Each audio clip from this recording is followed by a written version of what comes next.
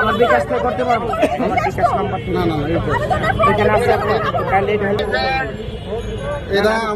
এরা রং রোডে ঢুকছে।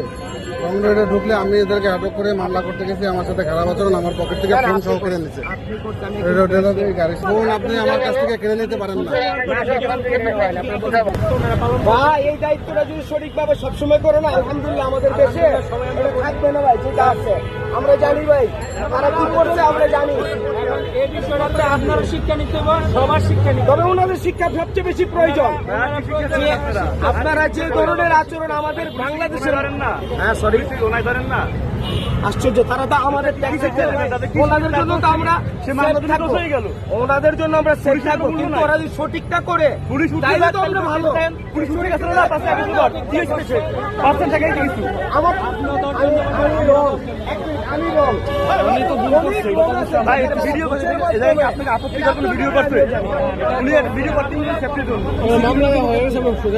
আপনি কিভাবে আমাকে আমার কাছ থেকে উনি ফোন কেড়ে নিল, সেটা কিভাবে নিল? আপনি কোন আইনে আমার কাছ থেকে ফোন কেড়ে নিতে পারেন? আমার কাছ থেকে কোন আইনে সে ফোন কেড়ে নিতে পারে? আপনি সর্বোচ্চ শিক্ষা প্রতিষ্ঠানে আমার কাছ থেকে সে আমার ফোন কেড়ে নিতে পারে? আমার কাছ থেকে আমার ফোন কেড়ে নিতে পারে কিনা? আরে আপনারা দেশে যা করছেন, আপনাদের জন্য দেশ ফার্স্ট স্টার্টিং এরকম, বুঝছেন? ওনার ফার্স্ট স্টার্টিং আমার সাথে এরকম, আপনারা যা করছেন।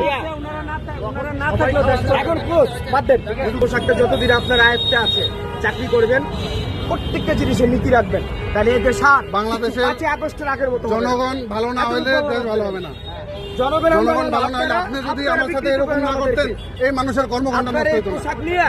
আমাদেরকে আপনার অত্যাচার করতেন, আপনি যদি এরকম না করতেন, আইন যদি মানতেন, আইনের প্রতি শ্রদ্ধাশীল হইতেন, তাহলে এই মানুষের কর্মকাণ্ড নষ্ট হতো না। আপনাদের মতো আমি টাকা দিলে আপনি খারাপ হয়ে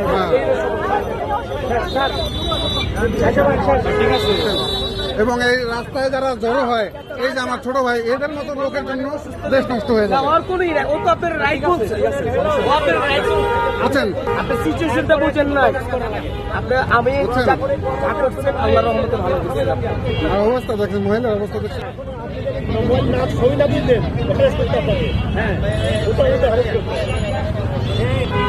চিন্তা করছেন কোন দেশে বাস করি?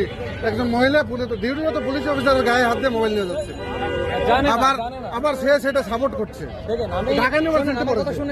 আমার কথা শুনুন, আপনি শুনেন।